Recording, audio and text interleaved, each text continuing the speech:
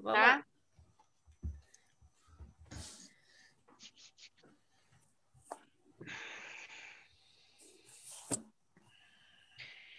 Bom, fechando os olhos, nos conectando com a chama violeta, que é a chama da transformação, que é a chama que nos limpa, que nos purifica e que nos ajuda a limpar e purificar todos ao nosso redor, principalmente nesse momento agora de pandemia, que possamos usar essa chama em prol dessa mudança, dessa transformação desse vírus em uma energia positiva, de cura, de liberdade, de reaproximação, de amor, de prosperidade um com o outro, de solidariedade. Que a chama violeta, com todos os seus mestres ascensionados, possa estar sempre conosco, fazendo com que essa limpeza esteja constante dentro de nós e fora de nós, por todo esse país, por todo esse globo terra. Pai nosso, que estás no céu, santificado seja o vosso nome. Venha a nós o vosso reino. Seja feita a vossa vontade, assim na terra como nos céus. E o pão nosso de cada dia nos dê hoje. Perdoai as nossas ofensas, assim como nós perdoamos a quem nos tem ofendido. E não nos deixeis cair em tentação, livrando-nos de todo o mal. Amém. Obrigada, dona Eva. Vamos lá, vou compartilhar aqui a telinha com vocês. Então, hoje nós vamos falar aí da chama violeta.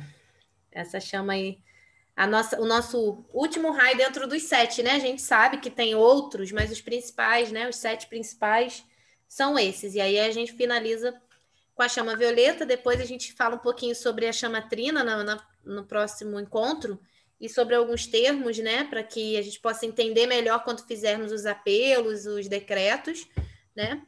E depois a gente vai vendo aí o que a gente pode estudar mais, né? Tem muita coisa para a gente aprender ainda. Juntos, vamos lá. Então, aqui eu coloquei uma imagenzinha, né? Dos mestres, só para a gente começar. Deixa eu só botar isso aqui para o lado de cá.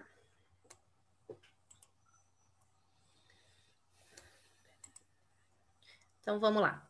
Então, o raio violeta é o 7º raio, né? Os Chohans são o mestre Saint-Germain e mestra Pórtia.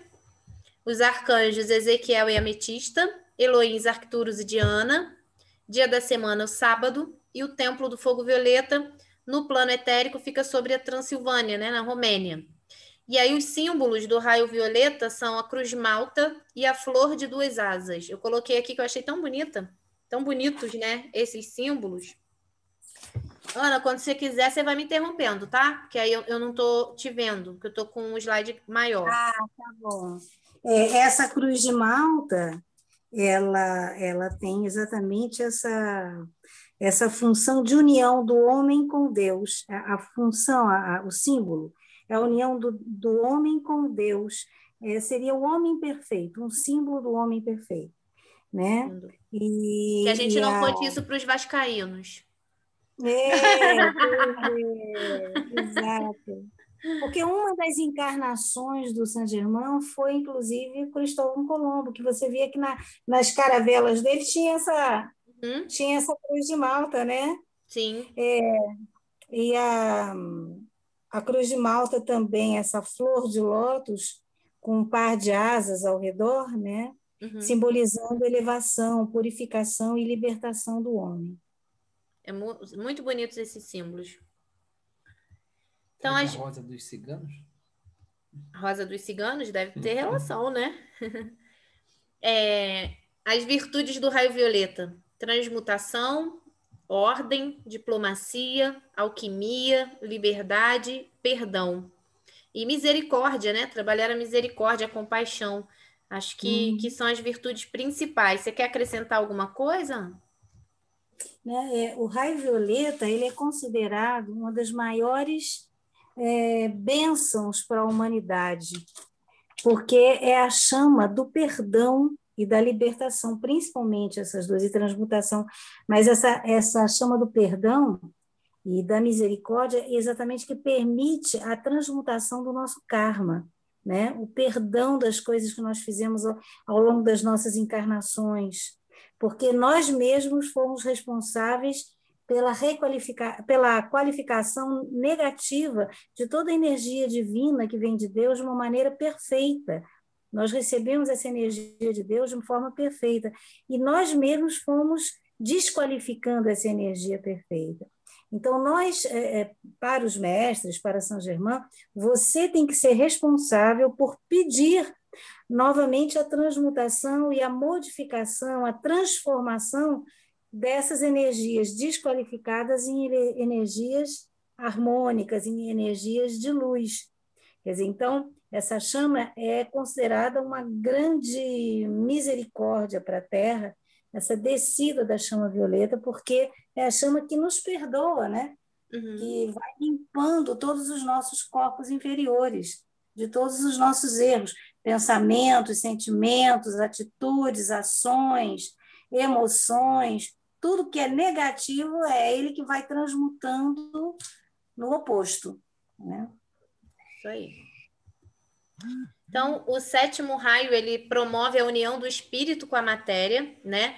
Ele faz essa atividade de transmutação e magnetização, purifica essas energias mal qualificadas, transforma as situações desarmoniosas e liberta o homem do karma, como a Ana falou. Então, por meio desse raio, né, nós conseguimos a liberdade, né, e a vitória sobre qualquer tipo de limitação. É um raio que vai transmutando, né, purificando as nossas limitações e nos ajudando nesse processo de ascensão.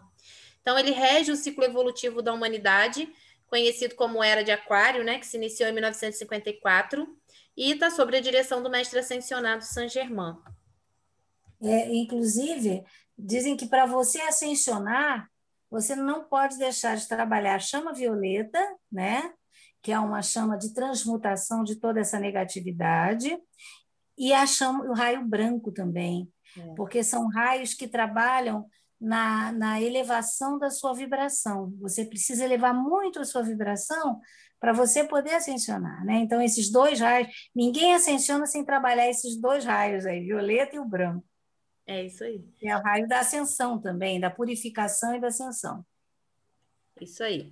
Então, quando a gente se sente triste, quando a gente está meio deprimido, suas vibrações estão baixas, o raio branco é muito importante, né? Porque ele age a nível atômico, elevando as nossas vibrações. E o violeta ajuda também nessa limpeza de tudo que está nos deixando triste, deprimido, né? Sim, e algo que eu percebo, Ana, na prática da chama violeta, que é como se a chama violeta, quando a gente fizesse a invocação, ela viesse e realmente ela limpasse, como se ela deixasse um espaço. E é como se a gente precisasse suprir esse espaço com algo, né? Não que a chama violeta não faça isso, mas eu sinto essa necessidade de trazer uma outra chama para me suprir naquilo que eu preciso, né? Então, o raio branco eu uso muito, realmente. Mas existe a orientação também de você poder fazer, depois do violeta, o dourado, que é da iluminação, da sabedoria, né, do discernimento, ou então também o rosa, do amor, da coesão, da compreensão. Então, ou então a chamatrina, você pode também utilizar a chamatrina, que também é importante depois que fez a limpeza com a violeta. Beleza. Então, vamos lá. Então, esse raio, né, ele é capaz de transmutar as negatividades, os karmas humanos. Ele é um instrumento dessa transformação, dessa transmutação, dessa alquimia, né? Que vai acelerando a vibração do nosso corpo energético e vai dissolvendo os nossos condicionamentos mentais e os nossos condicionamentos emocionais, ampliando a nossa consciência espiritual. É o que a Ana está falando. Quando a gente está triste, com sentimento triste, com pensamento negativo, pensamento repetitivo, ou qualquer coisa que angustia a gente, que deprima, né? O raio violeta, ele é muito útil, porque ele vai dissolvendo, né, esses condicionamentos, ele vai diluindo isso, vai tirando isso da gente, lavando, né? Então, é muito importante que a gente fale. Raiva, né? Raiva. Raiva. É isso aí. Tudo que é negativo. Isso. Então, por meio dessa chama também, a gente consegue perdoar a nós mesmos e aqueles que fizeram que nos prejudicaram de alguma forma, né? Então, assim, quando a gente se cobra muito, quando a gente se pune muito, tem dificuldade, né, de olhar para a gente com compaixão, porque nós tendemos a olhar o outro com muita compaixão muitas vezes, né? Às vezes a gente consegue ser empático com o outro, sentir compaixão do outro, ter misericórdia pelo outro, mas às vezes a gente não consegue exercitar isso com a gente. Aí a gente se pune, se cobra, se maltrata, né? Fica o tempo todo, às vezes se rejeita, entre um monte de questões, né? E a chama violeta, ela, além de trabalhar o perdão, né, para aquelas situações e pessoas que nós estivermos envolvidos em alguma situação de conflito, também vai trabalhar o auto-perdão, de nós nos perdoarmos, nos aceitarmos como somos, né, entendermos que a gente faz parte de um processo todo de evolução e que esse processo, ele é aos pouquinhos, né, não precisa ser todo de uma vez, porque quando a gente começa... Eu me lembro, assim, muito quando eu fazia parte da Igreja Católica, e aí as pessoas viam um defeito ou uma vulnerabilidade, ficava assim, nossa, mas você vive dentro da igreja e faz isso, né? Existe essa cobrança, e a gente se cobra muito também quando a gente começa a estudar sobre espiritualidade, porque a gente começa a achar que a gente precisa ser perfeito, né? E não é ser perfeito o que eles querem, né? Nós já viemos da perfeição, né? O que eles querem é que a gente abandone o nosso ego e a gente comece a despertar para esse amor incondicional, essa consciência divina, permitir que o Cristo se revele através da gente, né? Através de nós. Então, a gente se culpa muitas vezes, né, de uma forma e se pune, né, de forma muito cruel. Então, a gente precisa trabalhar o raio violeta não só para as situações de conflito que a gente vive com as pessoas, mas principalmente para nós, né? Principalmente esse auto-perdão. Então, esse raio, ele também tem como atributos, né? A ordem, o ritmo, a disciplina, o cerimonial e o conhecimento oculto. Então, as pessoas que são influenciadas por esse raio são pessoas que buscam transformar as ideias, os comportamentos, são pessoas diplomáticas, organizadas, que prezam a liberdade, né? E se interessam por estudar coisas sobre ocultismo, esoterismo, espiritualismo, gostam de estudar sobre coisas que não são tão visíveis, tão tangíveis, né? E gostam de alimentar a fé. Então, os seres pouco evoluídos, né, manifestam essas tendências, né? As pessoas que precisam trabalhar o raio violeta, né, estão vibrando ali numa outra polaridade, precisam trabalhar o quê? A sua rigidez, o separatismo, o excesso o dogmatismo, a superstição, a minúcia exagerada, né? Ser muito detalhista. Então, para a gente que tem essa personalidade, às vezes, muito rígida, né? Muito dogmática, muito supersticiosa, tudo que é muito exagerado, né? A gente precisa muito do raio violeta para equilibrar isso. A gente precisa trabalhar esse raio.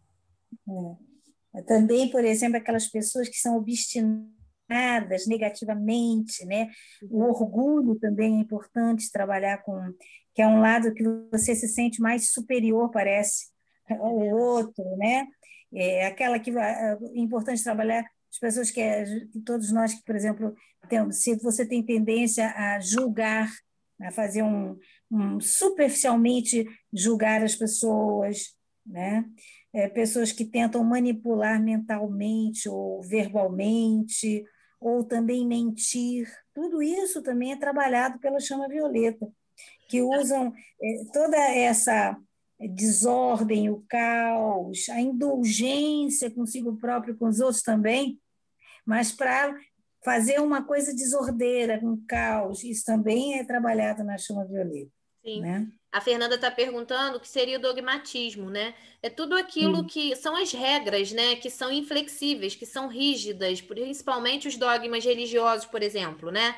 São regras de conduta que ficam tentando manipular, que ficam tentando te limitar e te impedem da liberdade, de ter liberdade de escolha, de evoluir, de poder pensar fora da caixinha, vamos dizer assim, né? E o raio violeta trabalha justamente o contrário disso, que é a liberdade. né?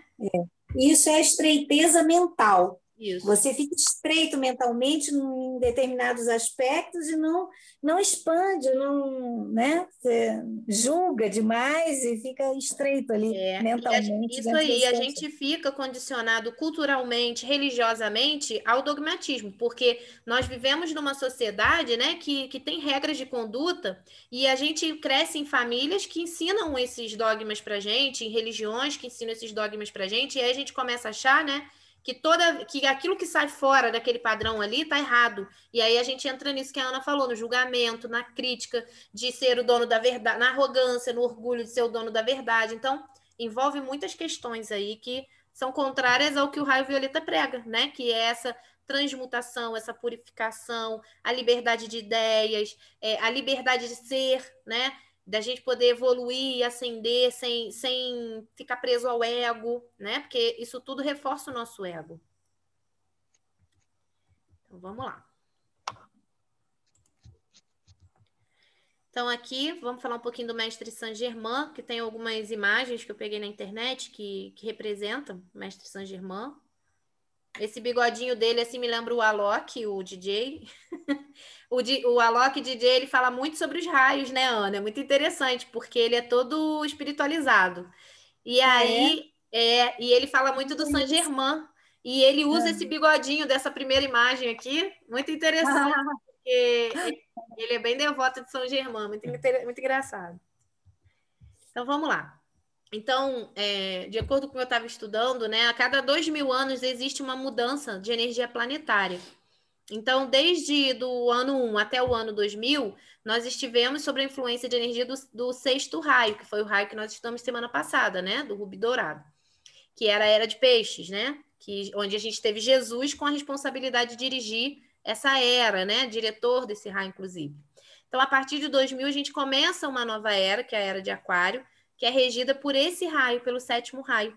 E aí, quem foi que ficou encarregado de cuidar da gente nessa transição e nesse período, né? O mestre Saint-Germain. Então, a vinda dele, né, já foi profetizada há muito tempo atrás. E aí eu achei interessante isso, porque eu fui pesquisar, né? Eu estava lendo, fui pesquisar mesmo na Bíblia. E aí, em Revelações, Apocalipse, né? Alguns chamam de Revelações, outras Bíblias de Apocalipse, tem uma parte, né, que fala como o sétimo, no capítulo 10, versículo 7, como o sétimo anjo que tem a missão de revelar o mistério de Deus na Terra. Então, ali diz que viria um anjo, né, que seria o sétimo anjo que viria para revelar o mistério de Deus na Terra, que seria Saint-Germain. Então, isso lá muito antes de Jesus, né? Assim, eles vão falando sobre essas profecias. É muito interessante. É um plano divino, né? É todo um plano divino que está por trás, Sim. que é determinado pela grande fraternidade branca. Sim. E a grande é esse conjunto de seres que regem os destinos do planeta Terra e da humanidade do planeta. Aqui eu coloquei ele inteiro, o trecho inteiro, Ana. E que nos dias da voz do sétimo anjo, quando ele estiver para soar a sua trombeta, o mistério de Deus se completará, exatamente da maneira como ele anunciou aos seus servos, os profetas. Então, Saint-Germain seria esse sétimo anjo, né? E qual a missão dele? Revelar o mistério de Deus na Terra, né? Então, assim, a gente percebe como está tudo ligado, né? Tudo conectado. Né? Lá atrás a gente nem falava de espiritualidade, de esoterismo, de ocultismo, nada disso. E aí a gente já tinha esses relatos, até de forma na Bíblia, né? E você percebe essa mudança mesmo, né? Vamos dizer assim, no sentido de você ter percebido. Antes você via assim, Jesus é o Filho único de Deus, é o Filho unigênito de Deus. Não é isso. Quer dizer, vem toda essa visão atual que mostra que todos nós somos filhos de Deus, todos nós temos a presença divina dentro de nós, né? Sim. Então, já é uma visão já extremamente libertadora disso, né? É verdade. Aqui eu achei um trecho que fala um pouco, né, de Saint-Germain. Eu vou ler para vocês, porque eu achei interessante para forma de curiosidade, né? A atuação do mestre Saint-Germain na Terra começa há cerca de 50.000 anos, na Era Dourada, numa civilização fértil e evoluída que existia no atual deserto Saara. Lá ele foi um rei cheio de sabedoria e justo para com seu povo, dando valor à beleza, à simetria, à arte da cidade. mas infelizmente o povo começou a dar mais importância aos prazeres mundanos da vida, deixando Deus para um plano mais atrás, que é o que a Ana falou. Nós recebemos toda essa luz, toda essa, vamos dizer, essa energia purificada, pura, né? E nós deturpamos essa energia, né? Nós utilizamos de forma equivocada essa energia que nós recebemos. Contam os registros da memória universal que Saint-Germain, nessa vida, já tinha um grande conhecimento de alquimia e da chama violeta. E mostra que certo dia, já sabendo o rumo que o seu reino estava a tomar, chamou para um banquete os seus 576 mais próximos amigos e a cada um ofereceu um cálice de cristal com elixir, esse criado pelo mestre, e tinha função de proteger a alma de quem o bebesse durante todo o trajeto ascensional, protegendo-os de todos os perigos e receios da mente e do mal. Achei isso muito interessante, que é uma história que eu não conhecia. Então, mais tarde, há 30 mil anos atrás, ele reencarna na civilização Atlante como alto sacerdote do templo da chama violeta, cuidando dela e também dos seus discípulos que tanto amava, sendo mestre e união perfeita entre a ciência e a religião, pois ele conjugava o conhecimento da alquimia com a doce devoção a Deus. Foi nessa mesma vida abençoado na ordem de Melquisedeque, pelo arcanjo Ezequiel, juntamente com o mestre Jesus. Ele se encarrega de levar a chama violeta até a Transilvânia, na Romênia, após a queda da Atlântida. E aí ele estabelece lá o templo da chama violeta. Achei isso muito legal. E aí, na semana que vem, a gente vai falar desses termos, né? Porque alguém me perguntou, falou, a Gisele às vezes faz um ancoramento e fala os nomes diferentes, né? Eu falo das ordens de Melquisedeque, né? Então, depois a gente vê isso melhor.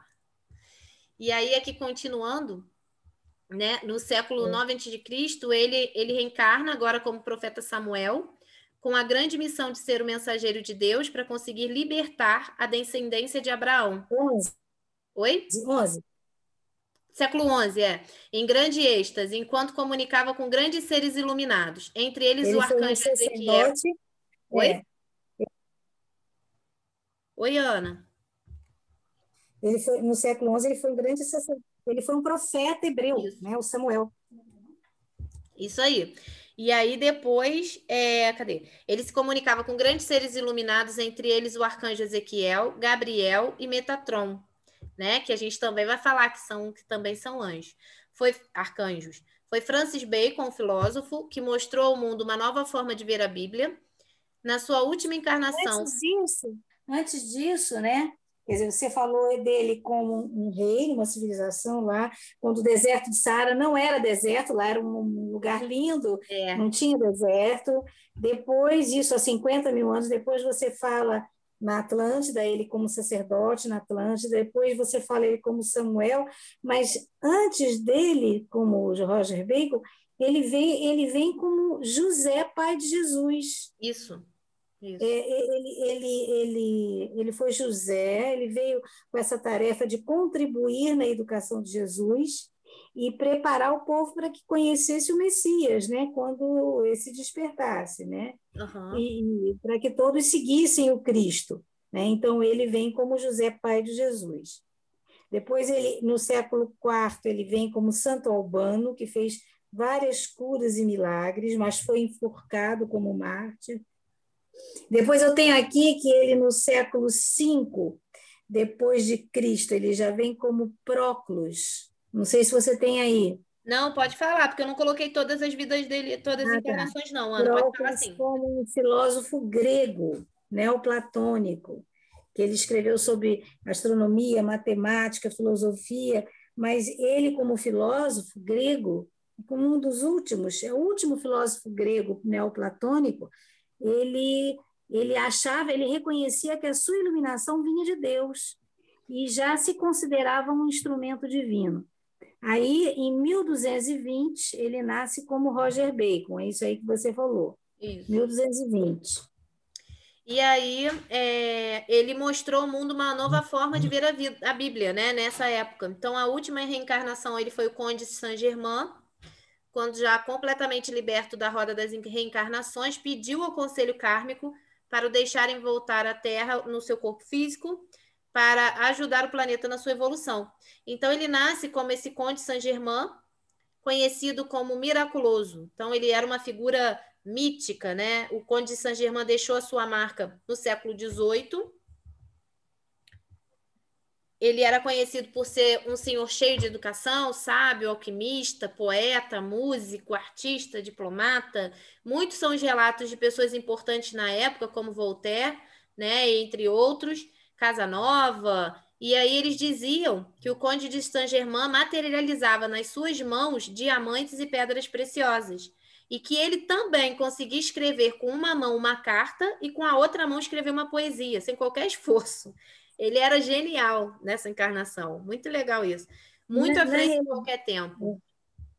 Inclusive, o Saint-Germain, ele ascensionou em 1º de maio de 1684.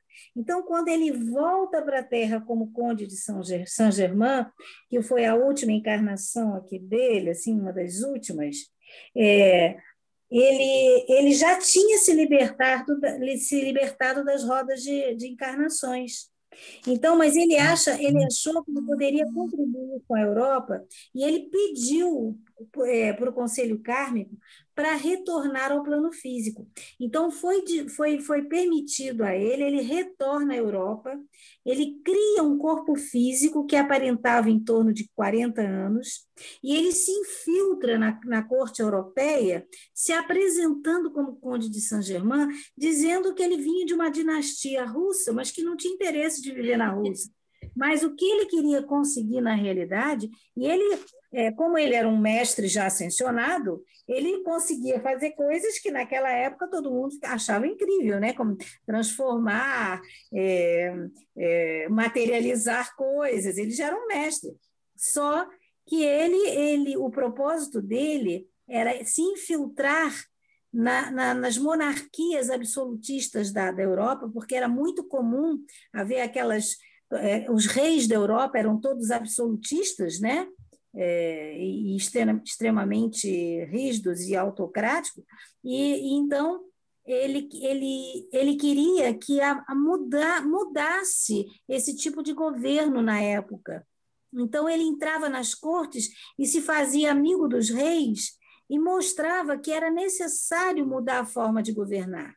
Uhum. Então ele conversava e já falava, olha, você precisa mudar essa maneira, porque senão você vai existir a tomada por parte do povo de forma violenta, vai gerar muitas mortes, o povo vai se rebelar. E ele ficou tentando fazer isso, mostrar como era horrível ser um dirigente absolutista, né?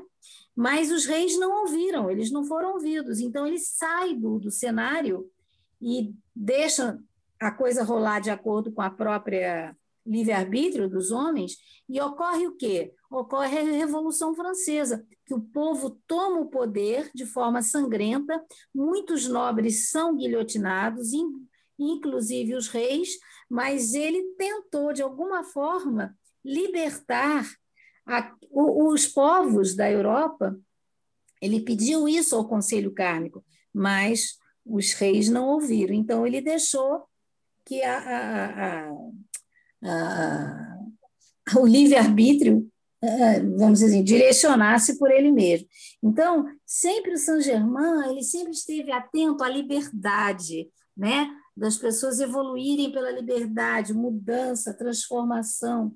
E dizem que o Saint-Germain também foi muito importante no estabelecimento da América do Norte, né? Porque parece que o George Washington, que lutou pela independência da América, ele era de uma ordem maçônica e ele era um discípulo de Saint-Germain. Inclusive, dizem que vamos dizer assim, tudo que foi feito, até o próprio, como é que se diz? Tudo que foi feito lá foi orientado, de certa forma, pelo Saint-Germain, e o George Washington, inclusive, fez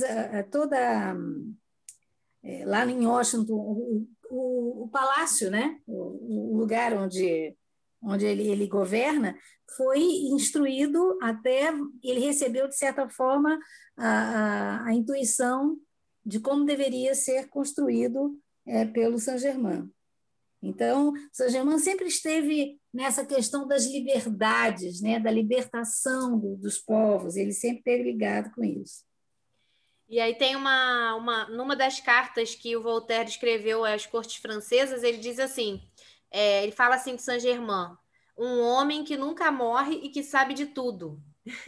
Interessante, né? E aí porque ele já era um mestre ascensionado. Sim. É como se ele tivesse se materializado aqui na Terra. Isso aí. E aí ele ficou encarnado mais de 500 anos. Depois do seu tempo de missão, ele se desmaterializou e voltou aos planos astrais, né?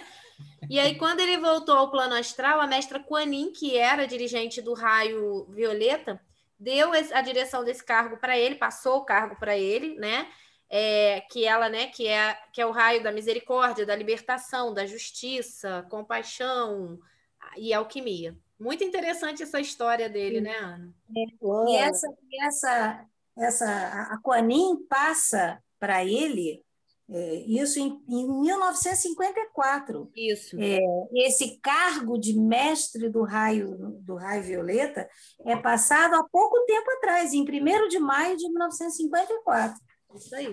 Eu acho que a Ana Lúcia Fono quer falar. Fala, querida. Olha, eu vou falar devagarinho, porque eu não posso falar muito tempo. Tá. Ele ajudou na orientação da construção da Casa Branca. Isso. Legal. E a Casa Branca foi orientada, de certa forma, pelo Saint-Germain, porque o George Washington era discípulo dele. Tanto que tem umas torres assim na entrada, muito interessante. História. Aqui, eu estou aqui sentada, aí está vindo uma intuição assim. Faz no final um trecho de um decreto, é que eu não estou podendo falar muito. Mas faz. Mas eu posso fazer no finalzinho, pouquinho? Com certeza, eu não sei. Engraçado, né? Ou então, se quiser. Ana, é muito interessante. Ou então, posso fazer agora? Porque está muito pulsante. Você quer fazer agora? Posso? Pode. Vai te atrapalhar? Não, de maneira nenhuma, só ajuda. Então, vou fazer. Eu vou falar devagarinho, tá? Porque eu estou com o ponto que está doendo. Então, vamos lá. Fecha os olhos. Se eu estiver falando muito baixo, me avise. Tá bom. Chama violeta, divino amor. No meu coração reluz teu fulgor. És misericórdia e manifestação. Mantém para sempre a minha visão. Só isso. Gratidão. Tá? Obrigada, Ana. E aqui eu separei um trechinho de uma fala de Saint-Germain, né, que ele diz: saudações, meus queridos irmãos, quero vos pedir algo muito especial. Não sofram mais com os feitos do passado, pois todos nós passamos por muitas vidas, muitos erros, mas estamos aqui para aprender, moldar a nossa alma. Libertem-se do peso das memórias, dos remorsos. Perdoem e sejam perdoados. Com todo o meu veemente amor, eu sou o vosso amado irmão que cuida de vós a cada dia, mestre Saint-Germain. Achei lindo. Coisa linda, né? Lindo, lindo, maravilhoso. Se um mestre ascensionado que já viveu tanto, né, tá dizendo pra gente se perdoar e perdoar o outro, esquecer o passado e viver o agora, para que a gente possa, né, trabalhar aí a nossa essência divina, né? Imagina. Exatamente. Muito legal, né? E aí, falar um pouquinho. Você quer falar mais alguma coisa do mestre Saint-Germain? Não, tá ótimo, tá ótimo. Tá, então vamos falar um pouquinho da mestra Portia, né, que é o complemento dele. Ela é a deusa da oportunidade, ela é complemento Saint-Germain, parceira da mestra Kuan Yin, né, que era Chohan do Raio Violeta, atua no Conselho Kármico Estelar. A bem-amada mestra Portia, ela está no serviço da chama violeta, né, através da justiça, da liberdade, da misericórdia, do perdão, da alquimia e misticismo, há milhares de anos, dando à humanidade a chama da oportunidade. Gente, tem uns errinhos aqui de digitação, vocês não esquentem a cabeça não, hein? Porque agora que eu vou lendo, que eu vou fazendo tão rápido, que eu vou lendo e que eu vou vendo. Para que cada ser humano possa chegar aos seus objetivos juntamente com a energia divina, a presença de Deus. A mestra Portia é um foco de luz muito poderoso que atua com diversas falanges da espiritualidade, nos planos mais próximos à humanidade terrena. Ela traz o brilho da luz infinita dentro de cada um de nós, ajuda também nos casos amorosos, nos casos de baixa estima e nos processos judiciais. Eu achei isso interessante, porque, né, como a Ana começou falando, dessa questão da chama violeta ser importante para que a gente trabalhe os nossos estados de humor, né, Ana? Assim, a forma como a gente se sente, a questão da tristeza, da depressão. E a gente percebe que o complemento divino, né, do Mestre Saint Germain faz exatamente esse papel de trabalhar essas questões da baixa autoestima, né, da questão de justiça, das justiças, né, das nossas relações de afeto. Então, a gente tem aí uma infinidade de oportunidades de ajuda, né? Porque tudo é transmutação. Às vezes você está passando por um problema de justiça muito complicado, que não se resolve, né? E você começa a colocar a chama violeta e aquilo vai se transmutando de uma forma mais suave, mais verdadeira, mais justa, né? Mas é uma justiça, é diferente daquela justiça olho por olho, dente por dente. É uma justiça misericordiosa, em que você queira a justiça, num processo judicial, você queira uma justiça com amor, você queira uma justiça com misericórdia, né? De uma maneira mais harmoniosa. Sim. Isso é uma coisa importante. Eu não sei se alguém já teve experiências com chama violeta, né? Mas eu até gostaria de dizer uma coisa, como é que chegou a chama violeta, porque a chama violeta, quando eu conheci, eu estava andando na rua e encontrei, não sei para essas pessoas que vendem livro antigo, assim, no meio da rua, e aí eu vi o livro da chama violeta, eu peguei, e é interessante que eu estava passando por uma situação difícil aí de justiça. Eu tinha uma pessoa que alugava a minha casa, mas ela não me pagava, não pagava luz, telefone, não pagava nada, e eu comecei a ficar, não conseguia falar com ela, não atendia meu telefone, e você vai ficando com sentimentos complicados, vai passando os meses, você assumindo tudo aquilo, né, condomínio, tudo, e eu disse, ai meu Deus do céu, e aí eu disse, vou ver o que acontece se eu usar a chama violeta. Você, no início, você quase testa, você vai testando. Eu vou começar a usar a chama violeta nesse sentimento que eu estou sentindo, porque eu não quero sentir, ela era minha amiga, eu não quero sentir essa raiva, porque eu não estou nem conseguindo falar com ela, né? Não atende o meu telefone, não fala, não adianta.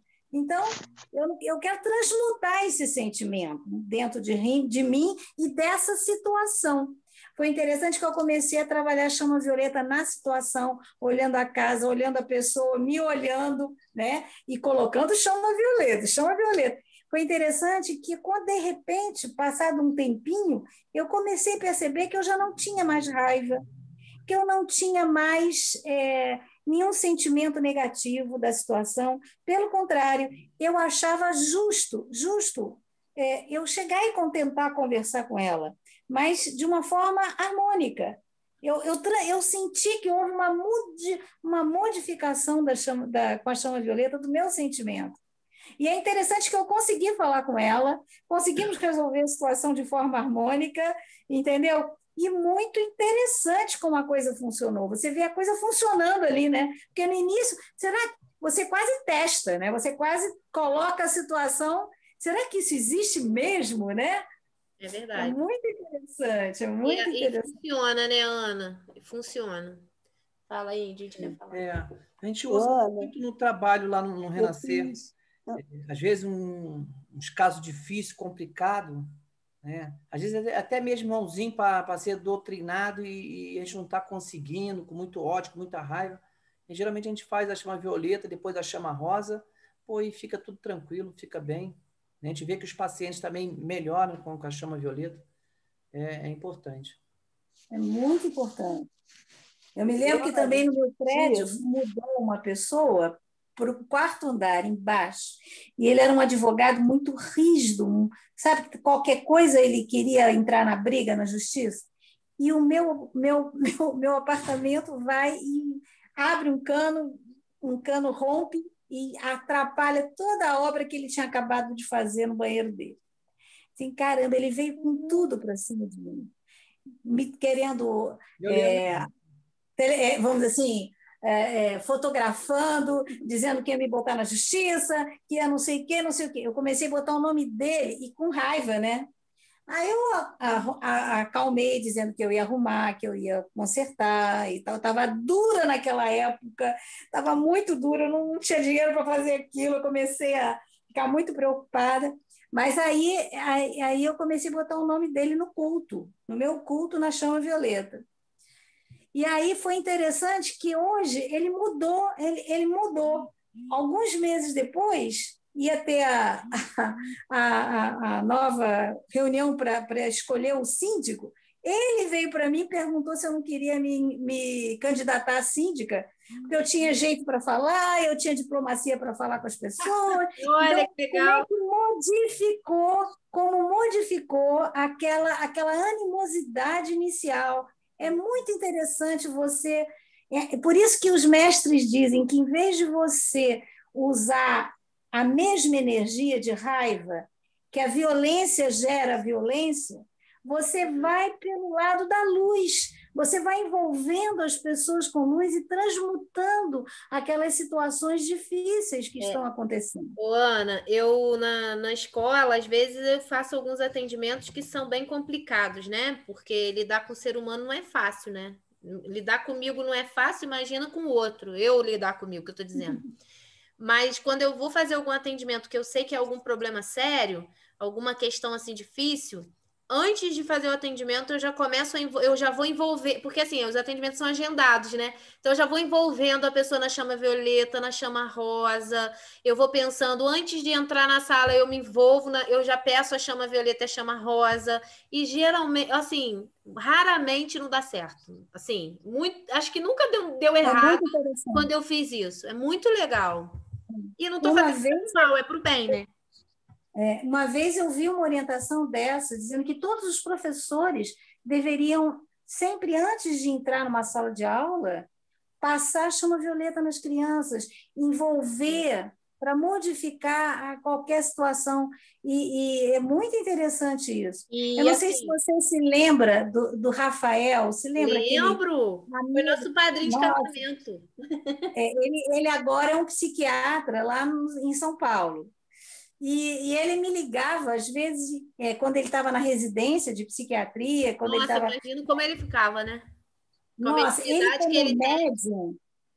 como médium, ele sofria tanto com os pacientes dele, e a situação de desarmonia dentro da equipe hospitalar, com enfermeiros, ele entrava, via aquela energia toda, ele tinha muita sensibilidade. Era muito complicado. Ele me ligava para... Tia, o que eu faço? Tia, vamos botar a chama violeta aí na turma. Era engraçado porque ele aprendeu a usar a chama violeta no hospital e ele conseguia modificar a situação dentro do hospital, dentro da equipe que ele trabalhava. Olha que legal, né, Ana? E como ele vai ajudar as pessoas ali, né? Porque ele tem uma visão diferente, né? Não só humana, vamos dizer assim, mas espiritual também, né? Exatamente. Muito legal. Ana. Oi. Ana, ontem eu estava atendendo um paciente lá na Mosela, por uma outra fono. Aí eu precisava de silêncio. E a mulher colocando som alto, alto, alto. Eu fiz chama violeta. Em 10 minutos ela desligou o som, passou uma paz no ambiente.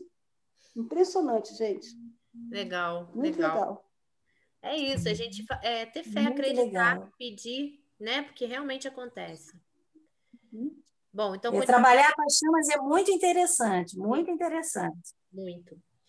Então, essa mestra Pórtia, né? Ela representa o 6º e o 7º raio no Conselho Kármico, então ela faz parte do Conselho Kármico, né? Também trazendo essa oportunidade do perdão. E ela é a mestra responsável pela pesagem do nosso karma, né? Às vezes a balança também representa essa mestra, né? Muitas vezes ela pesa, né, os nossos atos positivos e negativos que foram feitos em outras vidas ou nessa vida, né? E a partir dali, né, a gente começa a reestruturar como a gente vai reparar isso, como a gente vai viver dali para frente, vamos dizer assim, né? Então é um ser repleto de amor, perdão, misericórdia perante os humanos. Ela representa a chama-mãe do raio da justiça, né? Ela encara também a face de mãe que protege, perdoa o seu filho, né? E sempre nos ajuda aí para que a gente seja bom no nosso caminho, para que a gente aprenda a amar, para que a gente aprenda a perdoar, para que a gente possa ser melhor a cada dia, para que mais rápido a gente chegue à ascensão. Então, é uma mestra que cuida muito da gente aí, uma mãe, né? Como uma mãe para a gente. Aqui tem uma imagenzinha dela. E aí tem também aqui uma partezinha que fala, né? Quando o mestre Saint-Germain saía para ajudar a humanidade, a mestra Pórtia permanecia em meditação profunda esperando por ele. E assim ela ficou por séculos em profunda meditação para ajudar o planeta. Né? Tanto que é o seu amor pela humanidade, ela não fica indiferente a nós. Então a gente precisa lembrar que cada ação, tanto positiva como negativa, que nós tivermos, né, vai ser pesada na balança da mestra Pórtia. E que nós devemos fazer de tudo para que essa balança penda para o positivo. Então vamos pedir ajuda a ela para que a gente tenha sabedoria, né?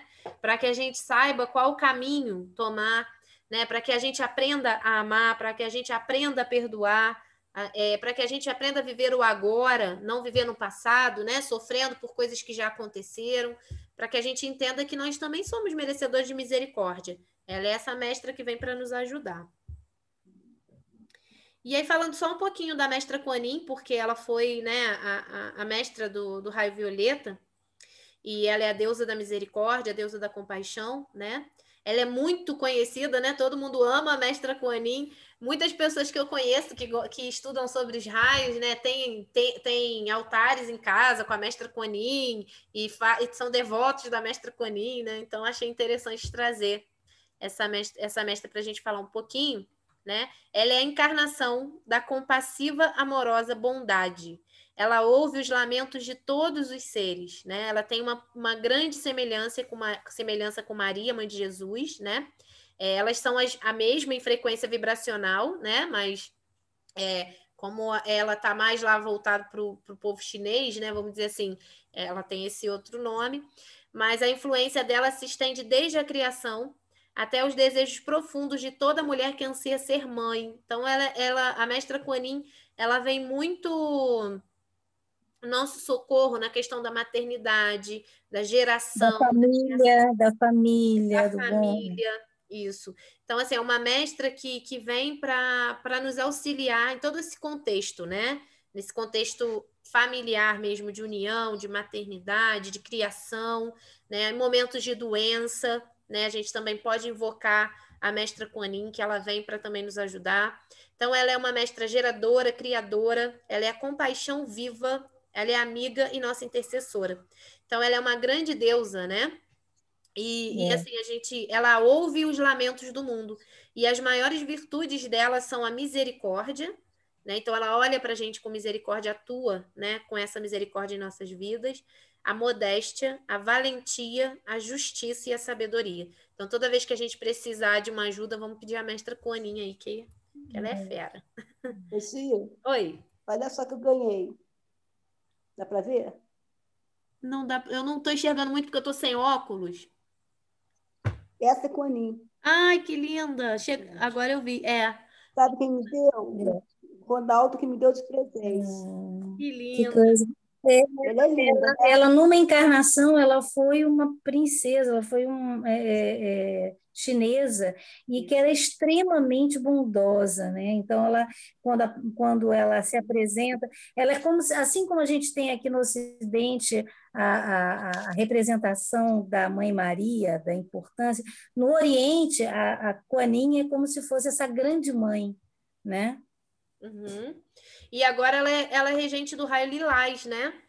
Então, assim, a gente sabe que tem mais raios, não são só esses 7, nós vamos estudar esses 7, mas ela não é mais a regente do raio violeta, mas ela continua atuando com certeza aí, ajudando a gente, né? E qual é o trabalho dela agora, né? Amparar, ajudar os seres que transgrediram gravemente as leis universais, né? E que às vezes não conseguem suportar os retornos kármicos. Então, precisam de uma energia mediadora, intercessora, né? E ela faz esse trabalho. Olha que lindo, né? Nossa, que lindo, né? Lindo. Maravilhoso. Aqui é o arcanjo Ezequiel e a ametista. Gente, essas imagens é claro que são, né, só simbólicas, né? A gente sabe que eles não têm essa forma. Então, o amado arcanjo Ezequiel e o complemento divino ametista, eles compõem a direção do raio violeta, né? E juntos eles também atuam aí junto com essa, trabalhando a liberdade, a transmutação, a alquimia. Todos esses seres do raio violeta vão trabalhar essas virtudes, né? Então, aqui tem uma frase, né? Eles são os responsáveis por nos transformar em diamantes, né? Eles vão nos lapidando, ajudando na nossa lapidação. Isso é muito legal. Então, eles nos ajudam a entender como limpar esse karma negativo, né? E eles dizem que é muito fácil a gente limpar o nosso karma, porque é só a gente trabalhar o perdão, não só nos outros, mas para nós também. Que a partir do momento que a gente começa a trabalhar o perdão, é como se um novelo de energias negativas que estão ao nosso redor fossem sendo desfeitos, né? Então a gente começa a libertar tudo em nós, tudo que nós temos em nós, né? Que faz com que a gente não se purifique, com que a gente esteja impregnado, né, de negatividade. Então, esses arcanjos ajudam muito a gente. E aí, o que eles fazem? Eles nos envolvem com essa chama violeta quando a gente pede, né? E aí, eles também orientam que a gente faça a chama trina, né? Para que a gente possa, de fato, consumir, limpar, mas reabastecer daquilo que a gente precisa. Então, aqui a bem-amada ametista, também ela ajuda nesse trabalho, né? Quem trabalha com cristalterapia, né? Ela ajuda nesse processo evolutivo kármico, né? E ela ajuda essa limpeza da nossa aura, né? Da nossa alma através dos cristais. E aí eu coloquei essa parte, Ana, pensando lá na nossa salinha lá do Renascer, né? Do quanto que esses arcanjos devem a energia deles estar presentes ali na salinha dos cristais, porque a ametista, né, a arqueia ametista, ela trabalha exatamente com os cristais, né? É interessante, né? Uhum.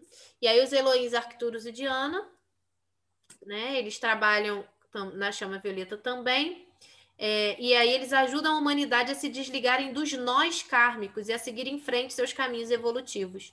Então, a gente vê que existe um grande grupamento de seres de luz, né, em cada raio, trabalhando coisas específicas da nossa vida, né, para nos ajudarem a evoluir. E a gente tendo acesso a essas informações, a gente pode usar isso a nosso favor. Como a Ana deu aqui vários exemplos, né, de situações que ela viveu, em que a chama violeta fez diferença, né? Então, que a gente use esse conhecimento na nossa vida, de acordo com as situações, com as coisas que a gente passa, né? Como se fossem ferramentas. Interessante, uma coisa que eu vivi também, achei interessante, você se lembra do Dr. Fritz, né? O médium Alcino. Uma vez, um grupo de médiums junto dele, fomos fazer uma visita a um ser, uma pessoa, um médium, que ele tinha ele vivia assim afastado, ele vivia assim meio recluso, mas ele tinha uma certa ligação com mestres, né? Então, e ele estava contando o que aconteceu com ele, que um grupo de pessoas, ele recebeu a presença de um casal que queria muito engravidar, mas que ela há anos e anos não engravidava, né? E a gente sabe que isso tem, às vezes, relações kármicas de outras vidas, né? Em relação à gravidez e tudo, e que ela não engravidava. E aí, a orientação dada espiritual, que foi dada espiritual, que ele recebeu, que esse médium recebeu, era que ela trabalhasse durante 6 meses, olha só, que não é rápido assim, não, 6 meses a chama violeta, que ela trabalhasse a chama violeta para trabalhar o karma, para ela dissolver aquele karma, para ela depois poder, inclusive, fazer uma cirurgia espiritual, para depois...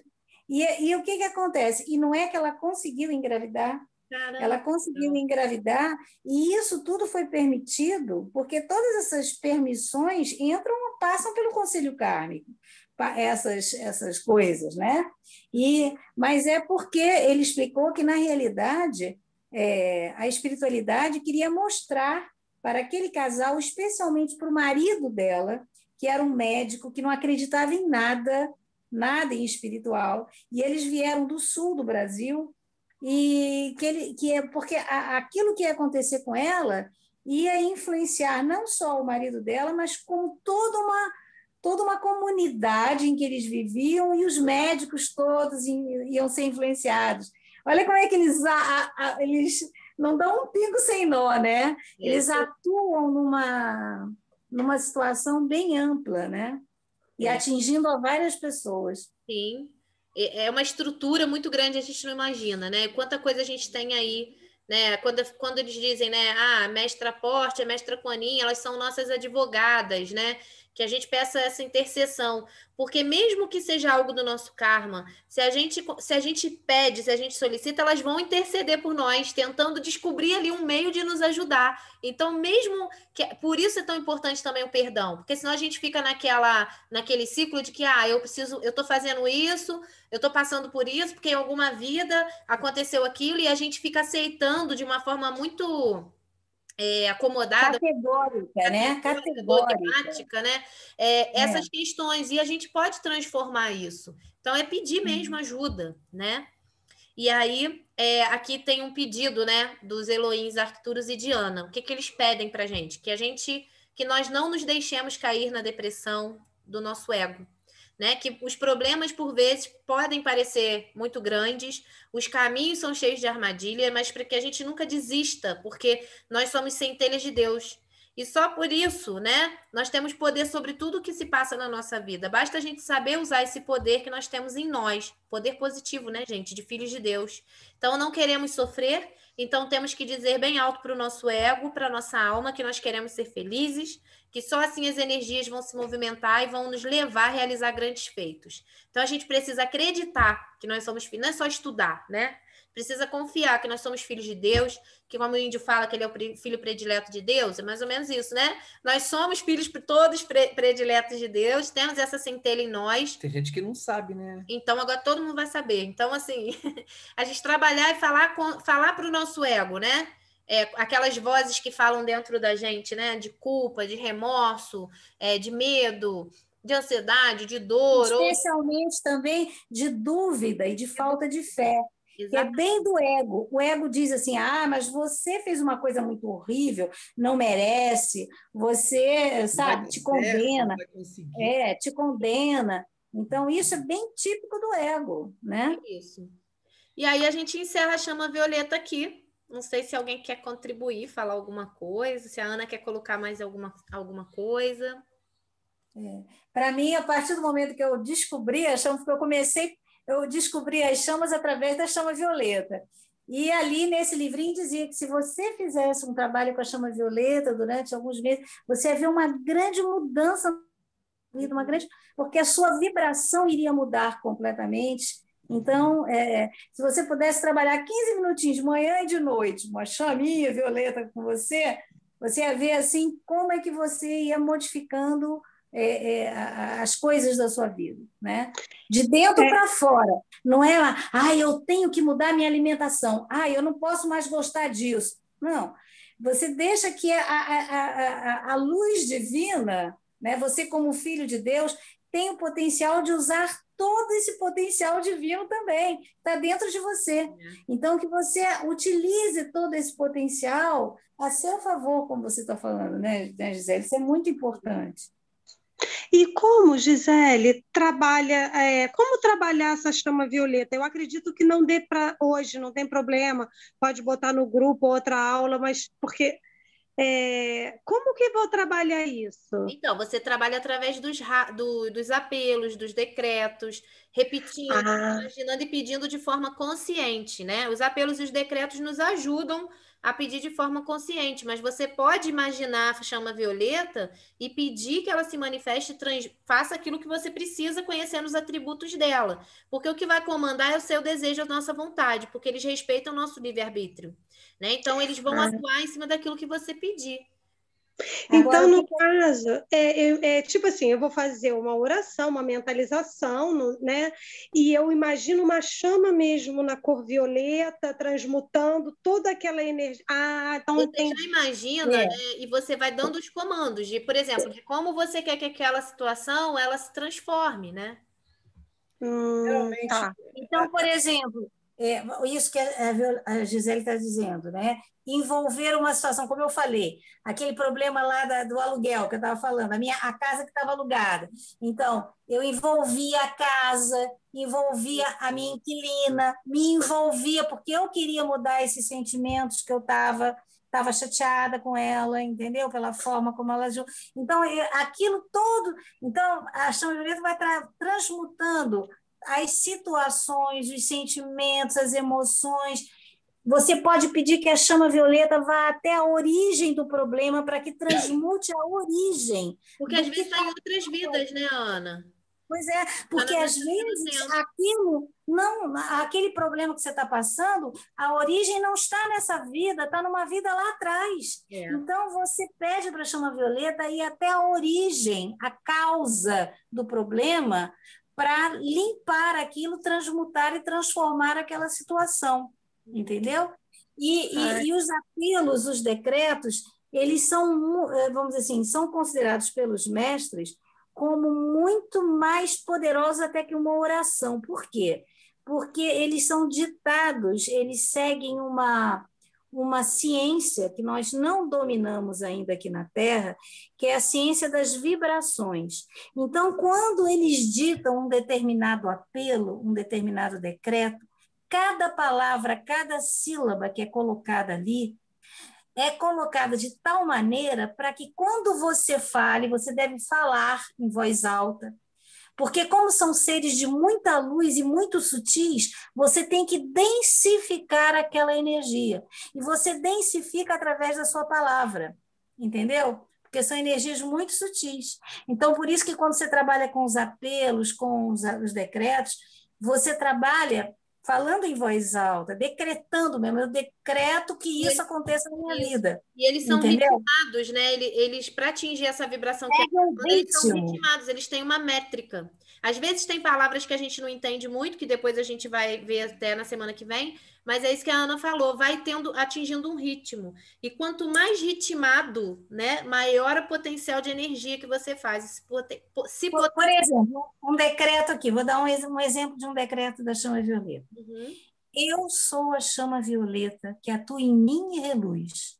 Eu sou a chama violeta, só me submeto à luz. Eu sou a chama violeta, poder cósmico farol. Eu sou a chama violeta, radiante como um sol. Eu sou a luz de Deus a toda hora brilhando. Eu sou o poder de Deus que a todos vai libertando. Esse é um decreto. Eu estou querendo que liberte tudo, a todo mundo. Não é? E quando você trabalha com as chamas, com os apelos, você não está trabalhando só para você, porque o poder é tão grande, que você tem que trabalhar para mais gente. Entendeu? Por isso que é como se você tomasse consciência do seu poder e que não cabe só para você. Você quer que aquilo atinja a humanidade.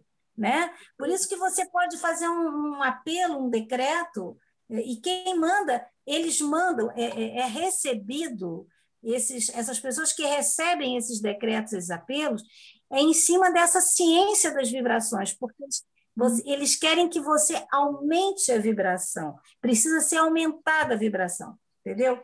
Então, se você pode dizer assim, ondas e ondas e ondas de chama violeta, ondas e ondas e ondas e ondas de chama violeta, ondas e ondas e ondas de chama violeta, envolve o planeta Terra, desce, desce, desce, desce. Então, você está querendo que envolva o planeta Terra como um todo. E você pode trabalhar a nível planetário, entendeu? Para limpar todo o campo áurico do planeta Terra. Entendeu? Você já está ajudando os mestres a trabalhar. Fale. Ana, quando eu faço os decretos lá do Renascer, eu geralmente faço com a Luísa, né? Nossa, a nossa voz aumenta, a palavra tem poder mesmo, o ritmo fica marcado. Isso aí a gente percebe. E muda na hora, o ambiente modifica. É isso mesmo. Você quer falar? É muito interessante mesmo, né? Que a Ana acabou falando, porque em algum momento, num estudo nosso sobre as chamas, que quando a gente faz a chama, tipo a chama violeta, né? Eu peço, chama violeta do universo, chama violeta do universo, desça sobre mim, sobre o planeta Terra. Eu não posso pedir só para mim, porque é uma coisa muito forte, né? Mas aí a Ana acabou de falar agora.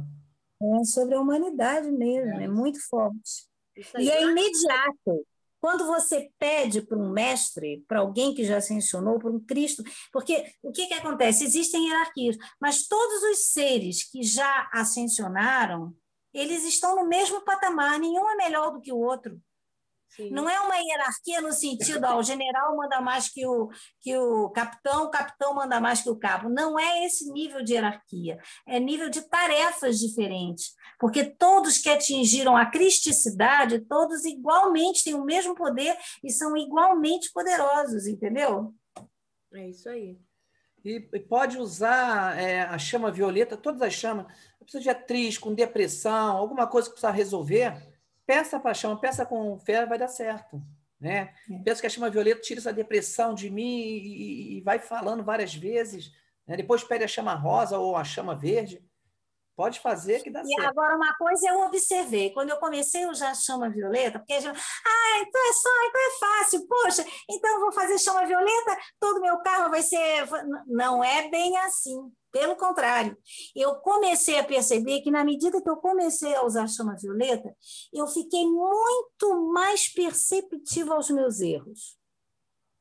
E aí você percebe, parece que você começa a ver detalhes que passavam desapercebido a você, e você começa, caramba, agora isso está me incomodando para caramba, eu tenho que prestar atenção nisso, eu tenho que modificar nisso, entendeu? Porque você começa a ficar mais perceptiva aos seus defeitos, aos seus pequenos, grandes defeitos, né?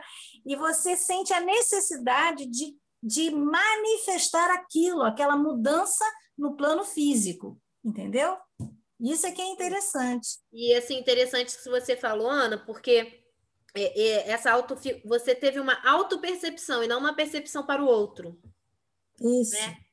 É bem com você mesmo. É muito legal isso, porque qual é o nosso propósito aqui? Evoluir e aprender com os nossos erros, mas sem a culpa, né? E a chama violeta traz muito isso, né? Essa verdade daquilo que a gente precisa ir curando, claro que na medida daquilo que a gente suporta, porque se a gente soubesse tudo que nós já fizemos, talvez a gente não suportasse, né? Nossa consciência não suportaria, né? Essa dor de saber todos os nossos erros. Então, você vê como eles são tão misericordiosos, né? Que isso vem a conta-gotas em várias encarnações para que a gente possa lidar com isso aos poucos. Então, acho que uma das maiores lições da chama violeta é exatamente essa autocompaixão, né? De nós olharmos para nós, não é também usar isso como desculpa para não mudar, não é isso. Mas de entender que a gente, se tem esses seres que já ascensionaram, como a Ana falou, né? Não competem entre si, eles se ajudam e ajudam toda a humanidade, né? Nós precisamos seguir esses exemplos, né? A gente precisa modelar esses seres, né? E tentar entender que tudo bem, eu errei, o que eu posso fazer para ser melhor daqui para frente? O que eu posso fazer para mudar em mim, para melhorar isso daqui para frente, né? Porque senão a gente fica lá toda a vida só naquele mesmo ciclo e nada muda.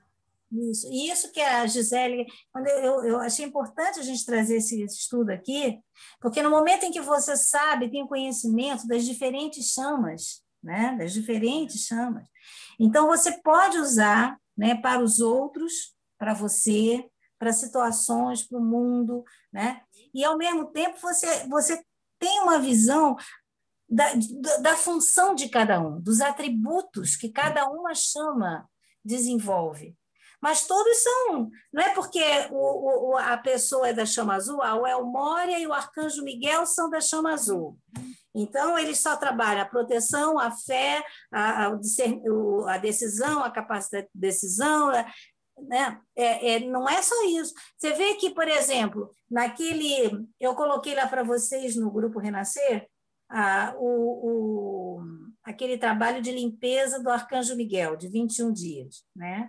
Tem um momento em que fala, eu sou livre, eu sou livre, eu sou livre. Isso é um decreto. Isso é um decreto. Você quer ser um ser livre, livre de peias magnéticas, livre de obsessores, livre de implantes, de chips, de tudo. Eu sou um ser livre. Só Deus me comanda, só a minha divindade me comanda, não tem ninguém, né? Então, isso tudo, você vê que todos, eles têm um conhecimento, não é porque é da chama azul, quem trabalha a liberdade é a chama violeta. Não, não, não é isso. Todos ali, todos estão sabendo de tudo, né? É isso aí, Ana. E engraçado, é interessante porque essa limpeza, né, que você está falando dos 21 dias, ela é muito interessante, eu já fiz algumas vezes, e no início, né, que você faz, você tem um monte de pesadelos, você tem reações, parece que começa a aparecer vários problemas, porque vai limpando, né? Vai vindo à tona, né? As coisas vão acontecendo. Então, por isso é importante a gente fazer os 21 dias, né? Até o final, para limpar mesmo. Eu estou fazendo, eu estou gostando da experiência, eu estou fazendo. Legal, legal. É isso aí, gente. Aos pouquinhos a gente vai conhecendo. Isso, você falou que queria falar sobre o Mestre Jesus, você quer falar agora ou quer deixar para o final? Não. Tá. É porque eu li isso sobre a vida de Jesus, mas com essa visão dos mestres, porque tudo isso é um plano divino muito maior. Eu achei interessante. Pode ser que depois que você faça aí a última, a gente ainda faça uma falando um pouquinho desse mestre, da vida do Mestre Jesus, sobre essa ótica com os mestres, né? Muito bom. Então, eu queria só fazer um apelo, né, que tem muito a ver com a chama violeta, mas que eu faço muito, um apelo que trabalha muito essa questão mental dos nossos pensamentos, dos nossos padrões, antes da gente encerrar e a minha mãe fazer a oração final. Pode ser? Então, vamos fechar um pouquinho nossos olhos, respirar fundo. Vamos nos imaginar dentro dessa chama violeta.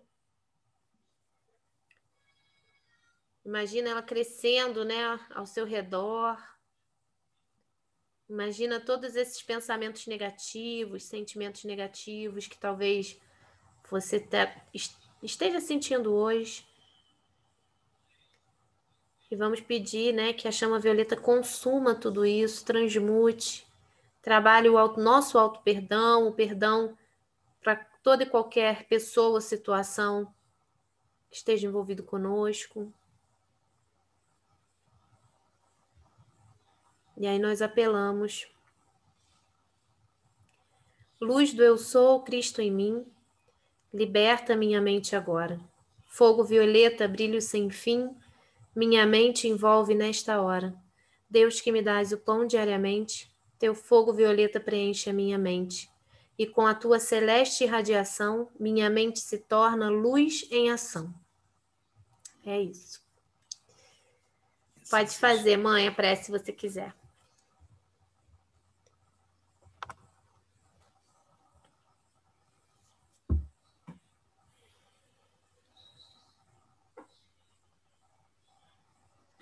Bom, só nos resta agradecer, né? Agradecer muito por todo o aprendizado que foi desses raios. Hoje chegamos ao 7º raio. Um aprendizado muito grande, muito bom, para abrir nossas mentes, nossos corações, nossa percepção de vida, o nosso eu sou, nossa capacidade de evolução. Cada raio tem a sua propriedade e, unindo todos, nos fazem seres melhores. Cada um tem seu tempo, seu momento, sua hora, mas quando chegamos nesse momento, nessa evolução, é grandioso. Então, muito grata por tudo, por essa união, por essa ajuda, por essa força, por essa luz. Muito obrigada. Ave Maria, cheia de graça, o Senhor é convosco. Bendita sois vós entre as mulheres, bendito é o fruto do vosso ventre, Jesus. Santa Maria, Mãe de Jesus, rogai a Deus por nós, agora e na hora da nossa...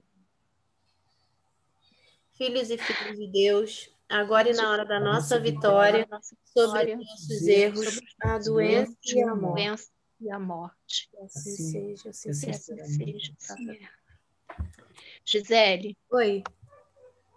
eu dei essa travada